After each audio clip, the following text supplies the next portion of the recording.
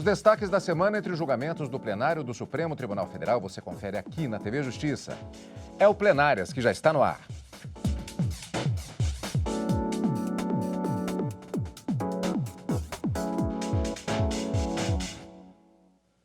Hoje com os principais momentos das sessões dos dias 24 e 25 de agosto de 2022. Gisele, temos novamente aquilo que a gente chama de uma semana monotemática, porque o julgamento ao qual os ministros se dedicaram durante esta semana, ele, de certa forma, ele repete um tema, que é a questão da lei de improbidade administrativa, mas em um novo capítulo. Nas semanas anteriores, nós vimos, durante esse mês de agosto, o julgamento daquele recurso extraordinário com agravo que tratava da questão da retroatividade, da possibilidade de retroatividade de ações de improbidade administrativa com base nessa lei. Isso já foi um capítulo. Agora, estamos com o julgamento de duas ações diretas de inconstitucionalidade sobre outros aspectos da mesma lei de improbidade administrativa. Isso, Cadu. Praticamente, durante todo o mês, o Supremo Tribunal Federal se dedicou à análise da Lei de Improbidade Administrativa, que é uma lei de 1992 e foi alterada, a última alteração, a alteração mais recente, foi em 2021, no ano passado, em outubro, por meio da Lei 14.230. E aí, com essas alterações, que foram profundas alterações à legislação inicial, nós tivemos alguns questionamentos no Supremo Tribunal Federal. Então, nesta última semana, o Supremo se dedicou basicamente à análise de duas ações diretas de inconstitucionalidade, que tratam aí de aspectos diferentes daqueles que nós havíamos comentado nos programas anteriores. Na verdade, a partir desta semana, o Supremo passou a tratar sobre a legitimidade exclusiva do Ministério Público para promover as ações por ato de improbidade administrativa.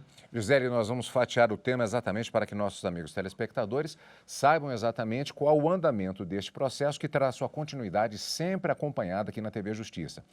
Antes disso, porém, que é a chamada sessão presencial, em que houve esse julgamento durante esta semana, nós vamos conferir destaque do chamado plenário virtual do STF.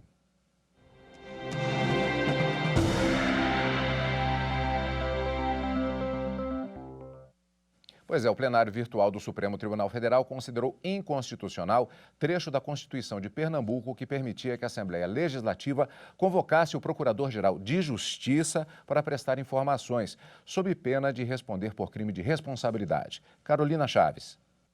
A ação foi apresentada pelo Procurador-Geral da República, Augusto Aras, para que o Supremo invalidasse trecho da Constituição de Pernambuco que dava competência à Assembleia Legislativa Estadual para convocar o Procurador-Geral da Justiça e dirigentes da administração pública indireta ou fundacional para prestar informações sobre assunto previamente determinado.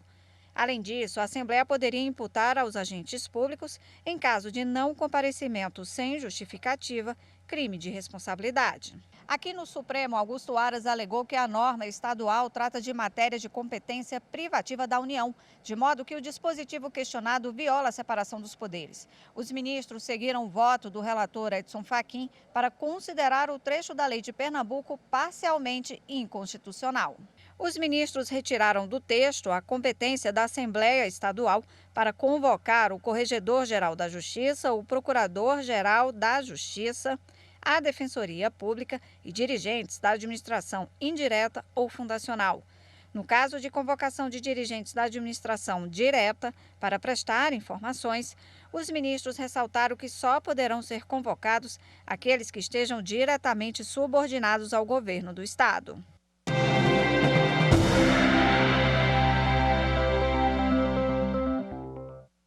Ainda sobre essa reportagem que vimos agora do plenário virtual, apenas para reforçar, Procurador-Geral da República, e aí fizemos referência aqui a Procurador-Geral de Justiça e Corregedor-Geral de Justiça. São áreas diferentes, hierarquias diferentes em relação ao Poder Judiciário, apenas para não dar confusão.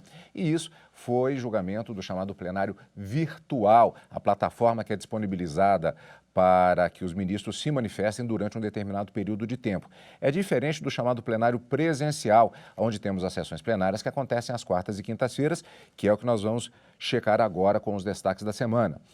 E, nesse sentido, como já anunciamos no início do programa, o grande destaque é novamente a Lei de Improbidade Administrativa, que foi objeto de análise do plenário durante todo o mês de agosto, como vimos antes em um outro julgamento de recurso extraordinário com agravo, e agora no julgamento, naquele julgamento foi discutida a retroatividade da lei, inclusive com efeitos eleitorais. Acompanhamos isso aqui no Plenárias. Encerrado aquele julgamento, a etapa seguinte sobre a mesma lei, ela foi iniciada nesta semana, quando o plenário do Supremo Tribunal Federal iniciou o julgamento em que tem de se decidir sobre o referendo de uma liminar do ministro Alexandre de Moraes, que suspendeu dispositivos da norma que mudou a lei de improbidade administrativa. A nova lei deu ao Ministério Público a exclusividade para entrar com ações de improbidade. Para o ministro, a mudança dá ao Ministério Público uma espécie de monopólio do combate à corrupção, o que não é autorizado pela Constituição Federal. Já adiantando que esse julgamento especificamente, que seria uma liminar, sobre o referendo de uma liminar, ele se transforma agora em julgamento de mérito. Antes de rever o julgamento propriamente dito, vamos conferir um pouco mais sobre o tema na reportagem de Carolina Chaves. A decisão do ministro Alexandre de Moraes foi tomada em duas ações apresentadas pela Associação Nacional dos Procuradores dos Estados e do Distrito Federal e pela Associação Nacional dos Advogados Públicos Federais contra a nova lei. O ministro afirmou que a Constituição Federal estabelece expressamente que a legitimação do Ministério Público em ações civis de improbidade administrativa não impede a atuação de terceiros. Segundo Alexandre de Moraes, o combate à corrupção, à ilegalidade e à imoralidade deve ser prioridade absoluta em todos os órgãos públicos. Nas ações, as entidades questionam dispositivos da norma que alterou a lei de improbidade administrativa. Eles argumentam que a nova legislação, ao assegurar apenas ao Ministério Público a legitimidade para ajuizar a ação de improbidade, retirou essa prerrogativa dos órgãos e empresas públicas lesados, impedindo que a União, Estados, Distrito Federal e os municípios cumpram o dever de zelar pelo respeito às leis e conservação do patrimônio público. As associações alegam ainda afronta à autonomia da advocacia pública, já que os entes políticos ficarão à mercê da atuação do Ministério Público para buscar o ressarcimento do dano provocado pelo ato de improbidade. A liminar concedida pelo ministro Alexandre de Moraes também suspende um dispositivo da lei que obriga a assessoria jurídica que emitiu o parecer atestando a legalidade dos atos administrativos a defender o gestor público que for processado por aqueles atos. Nesta quarta-feira, dia 24 de agosto, os ministros do STF começaram a julgar se União, Estados e municípios têm legitimidade para propor ação por improbidade administrativa. A reportagem é de Marta Ferreira. Em outubro do ano passado, entrou em vigor a nova Lei de Improbidade Administrativa, que alterou dispositivos da lei criada em 1992. Uma das mudanças estabeleceu que apenas o Ministério Público tivesse legitimidade para acionar a Justiça em casos de ações civis de improbidade administrativa, excluindo a Advocacia Geral da União e outros entes públicos federais, estaduais e municipais. A Associação Nacional dos Procuradores dos Estados e do Distrito Federal e a Associação Nacional dos Advogados Públicos Federais entraram com ações no Supremo questionando dispositivos dessa nova lei. As entidades alegam que a norma retirou da União, do Distrito Federal, dos estados e dos municípios a possibilidade de propor ação por improbidade. Também questionam a imposição à advocacia pública de fazer a defesa do agente público que tenha sido processado por improbidade administrativa. Em fevereiro, o relator das ADIs, ministro Alexandre de Moraes, concedeu liminar a favor das associações. A questão foi levada a plenário. O presidente da ANAP, Vicente Braga, alegou que a nova lei trouxe um retrocesso com a mudança. Entender que tal conquista histórica constitucional, que foi a Lei de 92, que veio dar uma garantia aos direitos fundamentais da sociedade de ter gestões comprometidas com a coisa pública, retirando a legitimidade dos entes federados, que são os verdadeiros lesados por tais condutas de improbidade praticadas por gestores que tenham, de uma forma deliberada, de uma forma dolosa, a intenção de causar dano ao erário, nós temos um claro caso de afronta. Afronta à Constituição, um claro caso de retrocesso social. No mesmo sentido, o advogado da ANAF destacou que faz parte das funções dos entes públicos atuarem na proteção do patrimônio público. Prever apenas como legitimado único o Ministério Público é criar um sistema capenga, criar uma espécie de sino sem badalo, em que a administração pública poderá apurar, em que a administração pública terá deveres constitucionais e legais de verificar atos de improbidade, mas ficará à mercê das decisões unipessoais do promotor da comarca. O Procurador-Geral da República, Augusto Aras, afirmou no seu parecer que quanto maior o número de agentes em defesa do patrimônio público, maior a possibilidade de torná-la mais eficiente. Coloco-me numa posição confortável de dizer que a defesa pública do patrimônio público pode ser feita pelas procuradorias, especialmente aquelas que sejam constituídas num quadro de carreira, para que isto se faça de forma institucionalizada, sem prejuízo do trabalho do Ministério Público, como custos legis, como de resto sempre acontece. Para o relator das ações, o ministro Alexandre de Moraes, o combate à corrupção, à ilegalidade e à imoralidade no poder público deve ser prioridade absoluta no âmbito de todos os órgãos públicos. Assim, confirmou a inconstitucionalidade dos dispositivos questionados, assegurando a entes públicos legitimidade para propor ação por improbidade. O legislador constituinte foi muito claro. Ministério Público, pela primeira vez você terá privatividade da ação penal. Mais do que isso, você poderá combater a improbidade administrativa, poderá defender o patrimônio público e social, poderá defender o meio ambiente e outros interesses difusos e coletivos por meio da ação civil, só que, nesse caso, a sua legitimação não impede a de terceiros nos termos da lei. Em outras palavras, não é privativo. A continuação desse julgamento, logo depois do intervalo, aqui no Plenárias.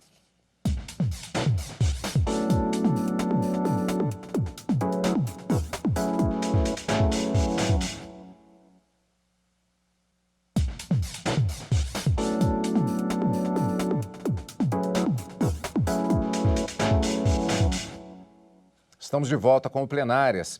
Grande destaque de todo o mês de agosto, na verdade, é a Lei de Improbidade Administrativa. A gente insiste bastante nas sessões anteriores do mês. O destaque foi justamente recurso extraordinário com agravo e a questão da retroatividade das ações sobre improbidade administrativa. Nesta semana, o destaque ainda é a lei, mas com outras ações que estão sendo julgadas. Como vimos na quarta-feira, houve o início com as sustentações orais, a apresentação do voto do ministro Alexandre de Moraes. Vamos rever todo esse panorama agora. O plenário do STF, na quinta-feira, dia 25 de agosto, ele retomou o julgamento das duas ações que tratam da questão especificamente da legitimidade da União, Estados, municípios e Distrito Federal para propor ação por improbidade administrativa, além do questionado dispositivo que prevê a exclusividade do Ministério Público para apresentar esse tipo de ação. A reportagem é de Marta Ferreira. A discussão chegou ao Supremo porque duas entidades, a Associação Nacional dos Procuradores dos Estados e Distrito Federal e a Associação Nacional dos Advogados Públicos Federais, questionam alguns dispositivos da nova Lei de Improbidade Administrativa, que entrou em vigor no ano passado. As duas associações alegam que, entre outros pontos, a norma retirou da União, do Distrito Federal, dos estados e dos municípios a possibilidade de propor ação por improbidade. Também questionam a imposição à advocacia pública de fazer a defesa do agente público que tenha sido processado por essa prática.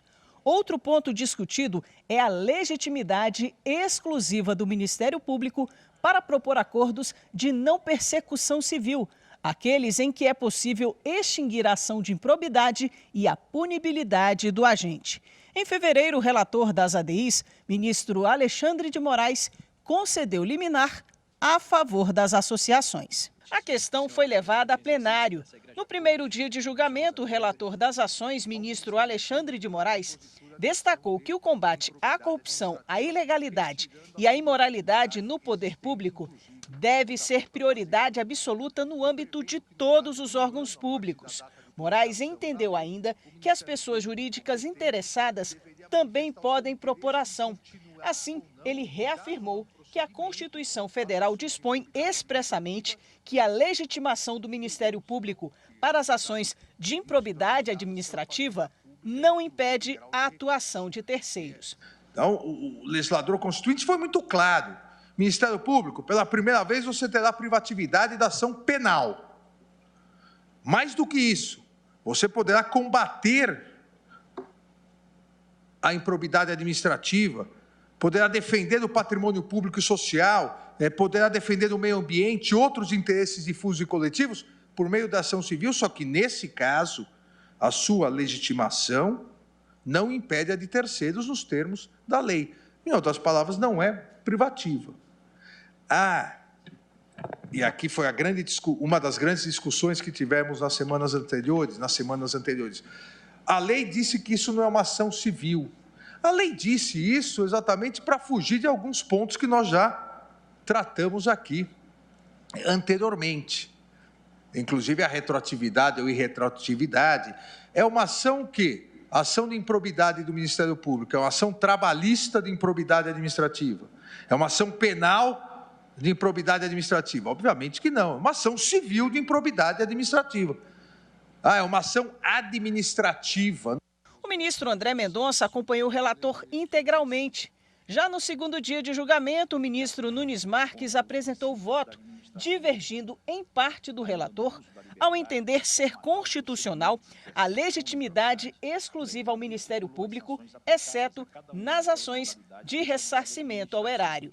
Eu conheço parcialmente das ações e, na parte que conheço, julgo-as procedentes para assentar a constitucionalidade dos artigos 17 e 17b da Lei 8.429 de 92, com a redação dada pela Lei 14.230 de 2021, dando-lhes interpretação conforme, de maneira a reconhecer, quando existir prejuízo ao erário, a subsistência de legitimidade ativa concorrente entre o Ministério Público e as pessoas jurídicas interessadas para a propositura de ações de ressarcimento e para a celebração de acordos de não persecução que visem exclusivamente o ressarcimento ao erário. A ministra Rosa Weber e os ministros Edson Fachin e Luiz Roberto Barroso acompanharam integralmente o relator. Na minha visão, presidente, e acompanhando aqui a posição do eminente relator e pedindo vênia à divergência, penso que há, sim, incompatibilidade com a Constituição nessas três proposições. A primeira delas, ao impedir as entidades estatais interessadas de ajuizarem a ação de improbidade, me parece que há um contraste claro com o artigo 23, inciso 1º da Constituição, que diz ser competência comum da União, dos Estados, do Distrito Federal e dos municípios, logo no inciso 1. Zelar pela guarda da Constituição, das leis, das instituições democráticas e conservar o patrimônio público. E, portanto, a possibilidade de propositura dessas ações se me afigura essencial para a proteção do patrimônio público de acordo com o mandamento constitucional.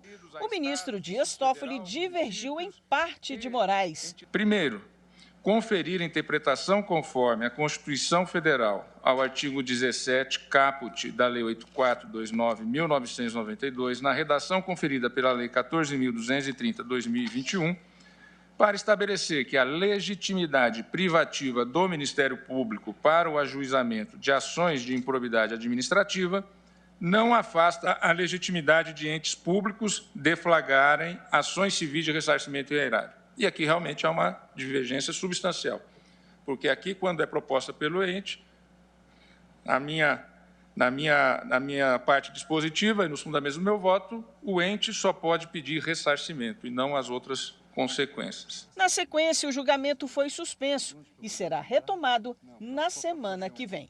A gente conversa agora com a Gisele a respeito do andamento desses dois processos, desses dois julgamentos. Gisele, pois é, então estamos aqui com a apresentação dos votos sendo feita no plenário do Supremo Tribunal Federal e, a essa altura, já podemos ter um certo panorama a respeito de como estão essas discussões, já que há posicionamentos, inclusive, diferenciados em relação a essa questão da legitimidade exclusiva do Ministério Público. A começar do posicionamento do ministro Alexandre de Moraes, que, confirmando já em julgamento de mérito a liminar que ele proferiu no início do ano, ele entende que não cabe essa exclusividade apenas ao Ministério Público para propor ação de improbidade administrativa. Isso, a gente já pode falar num placar provisório. Nós temos aí ao todo 7 votos que já foram proferidos. 5 votos foram no sentido de acompanhar, na verdade 4 votos acompanhando o relator e aí o que soma o total de 5 votos. E aí, para os que defendem essa corrente, todos os dispositivos impugnados nas 2 ações diretas de inconstitucionalidade, ali são inconstitucionais, ou seja, não estão ali de acordo com a Constituição Federal, exatamente por atribuir esse monopólio de ação ao Ministério Público. Então, para os que defendem essa corrente, do relator, essa legitimidade exclusiva do Ministério Público para propor essas ações por atos de improbidade administrativa, ela fere o direito da própria administração pública de agir no interesse de defender o seu próprio patrimônio e também acaba impedindo que a União, os estados, o Distrito Federal e os municípios possam ter acesso à justiça para poder pedir, então, as providências necessárias diante de atos de improbidade administrativa. Então, em razão disso, eles também entenderam inconstitucional aquela parte da lei que estabelece que dentro do período de 1 ano, o Ministério Público deve assumir exclusivamente as ações que foram ajuizadas pelos entes públicos e também defenderam a inconstitucionalidade da defesa obrigatória do procurador ou do assessor jurídico, do ente da administração, no sentido de defender obrigatoriamente o agente público que acabou atuando e praticando um ato de improbidade administrativa. Então, esse é o posicionamento que tem sido majoritário na Suprema Corte até o presente momento. A gente sempre lembra, Cadu, que esses posicionamentos dos ministros, eles podem ser alterados em razão das considerações dos demais ministros que ainda não votaram. Nós temos alguns ministros que ainda vão apresentar os votos e os fundamentos dos seus votos, e é possível, então, que até o final desse julgamento possa vir a ter algum ajuste no voto de alguns ministros. Então, eu mencionei agora essa posição majoritária que já se firmou no plenário do Supremo Tribunal Federal, mas nós tivemos 2 votos com uma divergência parcial. Esses votos foram apresentados pelo ministro Nunes Marques e também pelo ministro Dias Toffoli, e eles entendem o seguinte: o Ministério Público ele tem legitimidade exclusiva, ele só não vai ter essa legitimidade exclusiva quando se tratar de ações de ressarcimento ao erário, que significa dizer ressarcimento aos cofres públicos, Cadu. E aí, neste caso, eles entendem que, no caso de ressarcimento, é possível que também as pessoas jurídicas de direito público possam concorrentemente, ou seja, tanto pode atuar o ente público quanto o Ministério Público para poder aí reverter esse prejuízo que a administração pública teve. Então, quando for o caso de ressarcimento dos danos, do erário público, é possível que haja, sim, uma legitimação concorrente, tanto do MP quanto dos entes da administração pública. Mas teve uma divergência entre os votos do ministro Nunes Marques e também do ministro Dias Toffoli. Foi com relação, Cadu, à questão da defesa do agente público. O ministro Nunes Marques entendeu que essa defesa ela é obrigatória porque a assessoria jurídica do órgão público, as procuradorias, elas têm que defender o ato administrativo. Então, se houve a emissão de um parecer e o agente público acabou agindo de acordo com aquele parecer, então incumbe a essa assessoria jurídica também defender aquele ato administrativo que foi praticado e que foi seguido pelo agente público. Já o ministro Dias Toffoli entende que essa defesa jurídica ela não é obrigatória. Cabe à administração pública avaliar a possibilidade ou não de, então, fazer essa defesa do agente público que acabou atuando de forma a configurar atos de improbidade administrativa. Então, houve essa divergência pontual entre os votos do ministro Nunes Marques com o ministro Dias Toffoli. E uma coisa interessante que foi citada nessa discussão toda é quanto aos acordos de não persecução civil, Cadu. Quando se fala desse tipo de acordo, significa dizer que, ao invés de se promover uma ação que tem toda uma tramitação mais demorada, a legislação prevê a possibilidade de se fazer uma transação. E essa transação, basicamente, eu vou aqui resumir, seria algo no sentido de, olha, não vamos então ajuizar essa ação, ou uma vez ajuizada essa ação, a gente vai, na verdade, encerrá-la.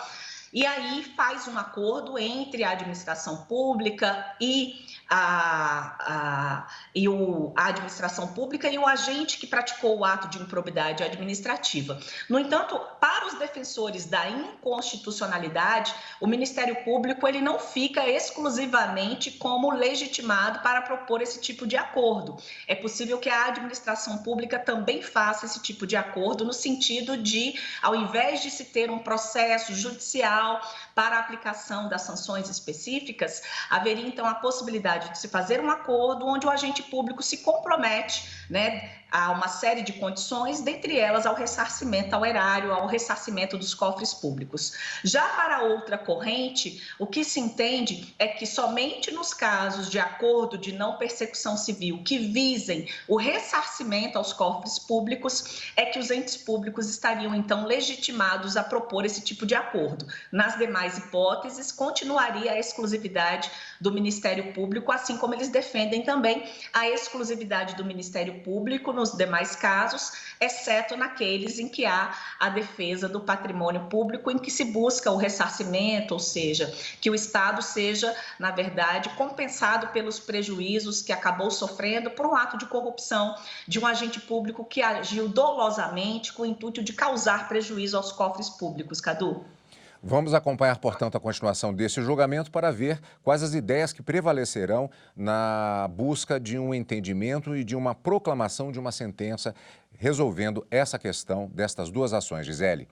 E ainda nesta sessão plenária, a ministra Carmen Lúcia, que tomou posse também como ministra efetiva do Tribunal Superior Eleitoral, lamentou a disparidade de gênero no judiciário brasileiro, destacando que há tribunais de justiça e tribunais regionais federais que não têm nenhuma mulher.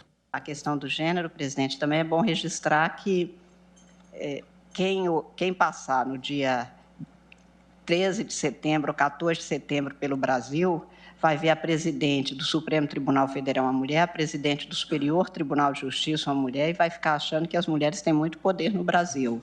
Lê do engano. Mas isso acontece, para nosso orgulho de nós mulheres, como um sinal do que é preciso transformar e não do que já está transformado, porque está muito longe disso, efetivamente. Nós ainda temos tribunais de justiça no Brasil, ministro, que não tem nenhuma mulher. Temos tribunais regionais federais que não tem nenhuma mulher. E quando há uma minoria, a dificuldade de se impor até pela palavra é, às vezes, muito difícil.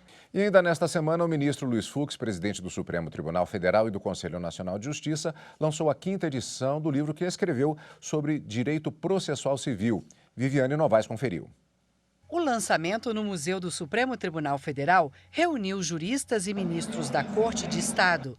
A 5ª edição do livro Curso de Direito Processual Civil foi atualizada com assuntos como justiça digital e análise econômica do direito. Aqui o leitor encontra tudo sobre o novo Código de Processo Civil. A lei entrou em vigor em março de 2016. Foi a primeira regulamentação legislativa sobre o assunto no regime democrático. O ministro Luiz Fux foi o presidente da comissão de juristas que fez o anteprojeto de lei do Código. A elaboração do novo Código de Processo Civil representou um avanço muito grande do sistema processual brasileiro, porque ele se centrou na grande preocupação que é a duração razoável dos processos. O ministro disse que escreveu o livro pensando nos alunos. Essa é uma obra que eu procurei empreender todo o meu vigor para que o código fosse aprovado e escrevi essas páginas voltadas para o amor que eu tenho ao alunado. Daí ter elaborado um só volume contendo todos os temas para que, durante a vigência do código, os estudiosos possam se valer de um só volume que contenha toda a matéria tratada. Como eu escrevi essa obra, empenhando a minha alma e o meu amor pelos alunos, pela minha profissão e pelo Brasil, eu gostaria de repisar aqui as palavras de um poeta que se encaixam perfeitamente naquilo que me motivou. Sem coração e amor, a palavra torna-se uma mera desconhecida da alma humana. Então aí vai o meu amor, a minha alma sincera nessa obra humana e que, como todas as obras humanas, tem as suas imperfeições. Bom, na próxima semana encerramos o mês de agosto no julgamento do plenário do Supremo Tribunal Federal. E aí, Gisele, nós temos exatamente a perspectiva da continuidade, fechando o mês exatamente com a Lei de Improbidade Administrativa. Vamos acompanhar.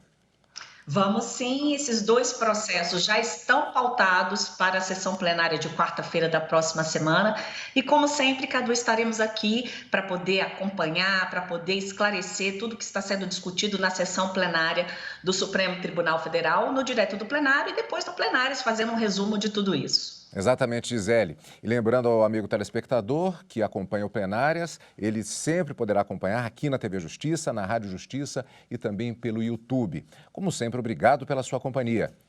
E continue conosco aqui na TV Justiça.